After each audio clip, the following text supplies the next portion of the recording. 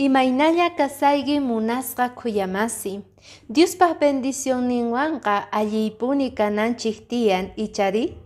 Kunan dia cuentay munaygi imaynatachus Jesucristo tiempompi kay escribas fariseos leyesta payguna qelqaq karqangu tukuypis cumplinangupaq. Chayraygu discipulusta qhawaytawan payguna rimariq karqangu. Imaraygu payguna mana mayllakunguchu makinguta t'antata mikhunangupaq, mana cumplisanguchu leyesta nispa kaq karqangu. Chaymanta hinataq Jesucristo mancharikuytawan tapuspa karqa. ¿Acaso chaychu ch'ichichan runaq cuerpontaqa? Chaymanta hinataq noqanchis yachanachispaq mayqinchus chay ch'ichichasan runaq cuerponta nispa masq'arinachik kay libro de Marcos capítulo 7 versículo 21, 22 y 23 niwanchik kayta uyarispa kay.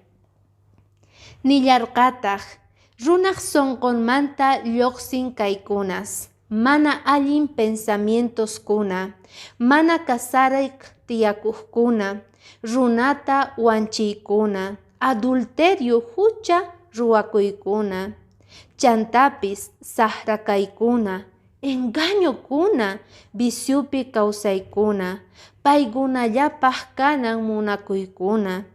Tukuy chay mana allinkuna runapaq sonqonmantaqa lluqsimun kay. Chaykunastaq runata ch'ichichan. Kayta declaraspa karqa Jesucristo escribasman chantapis fariseosman. Kayta uyarispaqa paykuna yuyaychaspa quedarqangu kay tukuy vicios mana allin pensamientoskuna mayqinchus ch'ichichaspa kasan kunan tiempokama sonqonchikta chantapis cuerponchikta.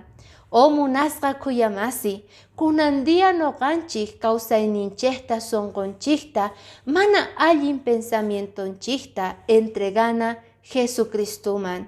Porque payqa yaku hina mayllaspa kanqa kawsayninchikta, limpuchaspap chay mana allin pensamientonchikta. Siqan munaygi chayta chayqa kunan dia mañarikuspa kay Diosninchikmanta. Mark'ayta pachimuykichis sapuqniykichikman k'ayakama kachun.